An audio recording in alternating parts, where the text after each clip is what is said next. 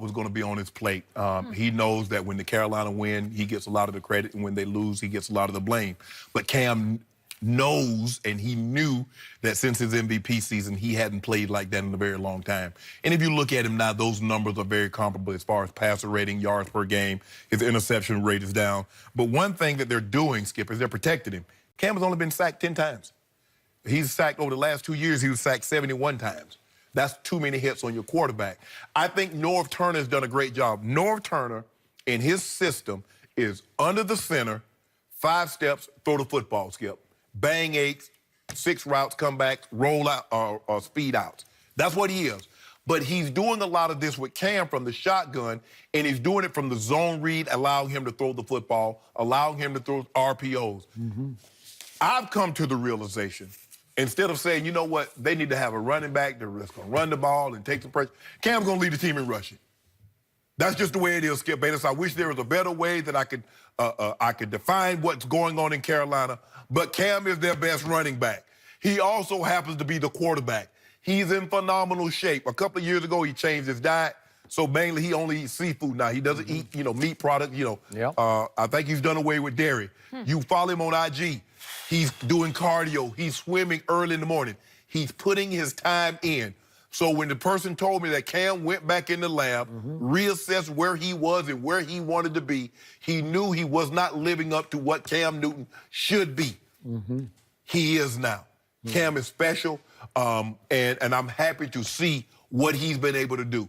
They're going to be a major player in this. Now, Skip, I don't know if they can catch the Saints and win this division, but I do believe there will be a wild card, and the NFC South will get 2 teams out of this division. But Cam Newton is playing like the Cam Newton in 2015.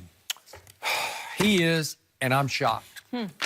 He's completing 66% of his passes, which is a career high to this point, and he's on pace to throw his second most touchdown passes and his best ever or his lowest ever interceptions. That's pretty great.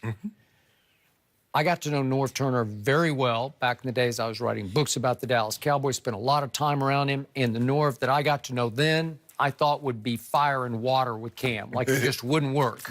I thought they would clash early and often, and then the buffer was supposed to be somebody that Cam could go to and talk to, and it's Scott, Norv's son, is the quarterback coach. So you don't even have a buffer. It's like the quarterback coach and the coach, oh, it's father and son. So it's you against the father and son if it comes to that. But clearly, they're not clashing at all. It's possible Norv has mellowed a little bit and finally said, I'm going to try something different, because his first product was Troy Aikman, obviously. He was as pure a drop-back passer as you will ever see, an absolute dart thrower from the pocket. But wasn't he there with Jim Everett? I think he had Jim Everett first at the Rams. At the Rams, but he wasn't the quarterback. He was the receiver coach. Right. So he wasn't even coaching the quarterback, but I got you. But again, the guy I know coaching Troy Aikman, and he was just great with Troy. In fact, he turned around Troy's career early on when Troy was struggling with other coordinators. All he knew was drop-back passing. And Phillip Rivers in San Diego, that's what I will say this. Cam is delivering the football the best I've ever seen as far as throwing it. I've not seen him throw it like this. QBR does not like Cam because he's 14th in the NFL at 65, which is just some above average. And it's because he makes a few big plays. He'll miss some smaller plays. And they won't be great on third down, but you're right. He's their best running back, and he's barely holding off, believe it or not, Mitchell Trubisky for the quarterback rushing league so far, because he's got 309 yards to Mitchell's 296 yards rushing. But Cam does it as a running back. He's got call plays. Trubisky just takes off and scrambles. And has big gains. So what are the new toys here? Well, I told you DJ Moore was my favorite receiver in the whole draft, and Cam's got him now. And they went and got him Torrey Smith, so he's got another veteran deep threat receiver.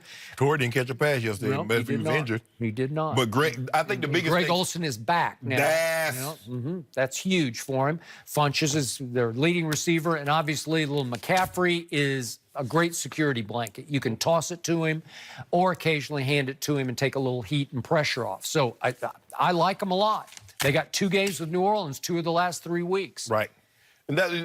And you know what? Who knows? I said I don't think they can catch him, but those last 2 games might be for the division. Well, I told you, New Orleans has the toughest closing schedule of any contender. Yeah. So that's going to be tough for them. But remember, the reason Cam's really impressed me is they barely lost to Atlanta. They lost by 7 in Atlanta and by 6 at, excuse me, Washington. But guess what? And they got a defense that can get after you. They can pressure you, and they got the best middle back in football. No. Oh, Luke Kuechly. Skip. He thumping folk. I mean, Baltimore is not a slouch now. Baltimore is a very good team. Yeah, they thump at home. We got to see if they can start winning on the road. But I'm still not convinced that Norv and Cam will be a good marriage all the way through the season. I don't know. When it gets a little colder and the pressure rises, I just don't know. Cam built for pressure. Well, Cam is built for pressure. I don't know what Norv. I mean, think about what he had to go through his senior year. Yeah. And he ain't miss a beat. Oh, your daddy did this. He tried to sell that, and we might have to suspend you. Think of what he went through at Florida. Yeah. Gets booted out. Goes to Blinn Junior College and wins the national championship. And then he's on home. I mean, he's, 17-0 on the road at Bama. And Cam say, watch this. Watch this. No, it's sensational. So I don't worry about Cam. Yeah. I don't worry about Cam.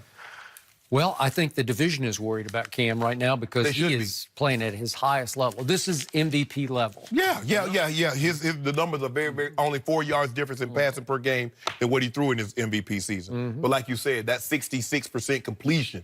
Because Cam has never been a high completion percentage guy.